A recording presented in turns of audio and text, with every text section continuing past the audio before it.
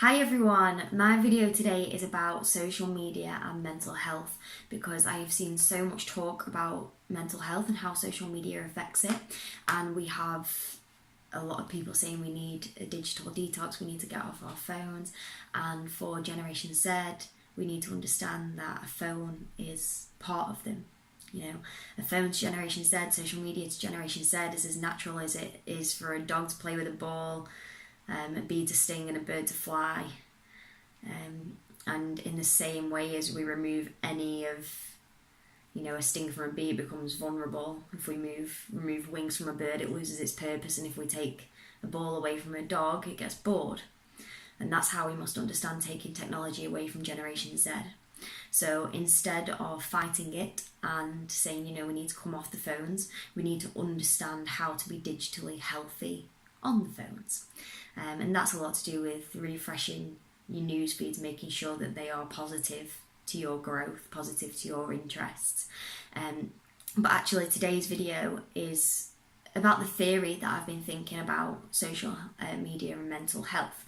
And I've been thinking in relation to Maslow's hierarchy of needs. So we have our psychological needs at the bottom, so our breathing, food, water, sleep, and then in the middle we have our basic needs: security, resources, job, health. Then we have love and belonging, so our relationships, and then at the top we move to self-esteem and self-actualization. And the theory that Maslow gives us is that we have to achieve our basic and psychological needs before we reach self-esteem and self-actualization.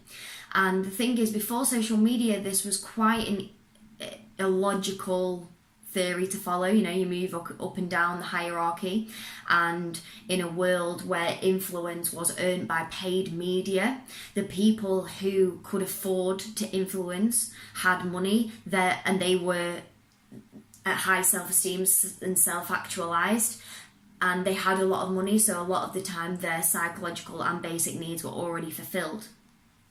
But now in a world with social media, we see a shift from paid media to earned media, and what that means is that anybody, as we know, with access to the internet has the power to earn influence.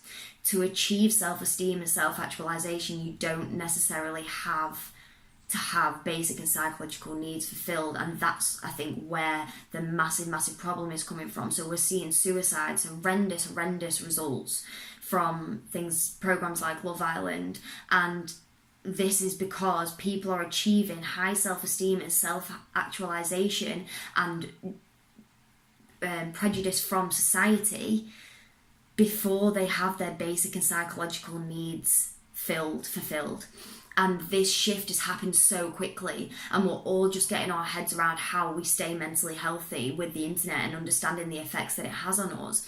And another reason why that theory just sort of isn't logical or helps us understand why society sort of tipped on its head at the moment,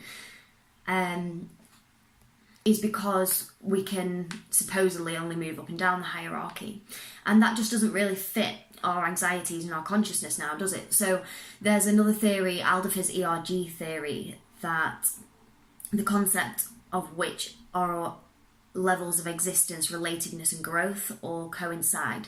So our needs, our psychological needs, our basic needs, our needs for self-esteem and self-actualization, they all coincide, and a negative effect on one of those areas could consume our whole lives. And it becomes a big mess in our mind, and we find it difficult to pinpoint what is actually wrong, and that creates an awful lot of anxieties. Are we on the right path? Are we doing the right thing for us? Coupled with all the options and competition that we've got in the world, it's crazy. And all we can really do is start to look deeper into ourselves and figure out what we're interested in and how we want to contribute to society and making ourselves happy. We have so much more information to consume than ever, and we are struggling to filter that information because we don't know whether it's relative to us or not. But we need to be in control of our own minds to decide whether that information, how it's going to affect us and how we choose to filter that information.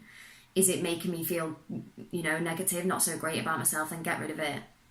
Don't let it affect your life. It's too short. It's too short. So that's my ponder about social media and mental health today. And, I'm really interested to have conversations about this because I think it's so important. I think it's an issue that needs addressing. So, yeah, please get in contact. It'd be great to hear from you. Frankie Johnson here. Speak to you soon.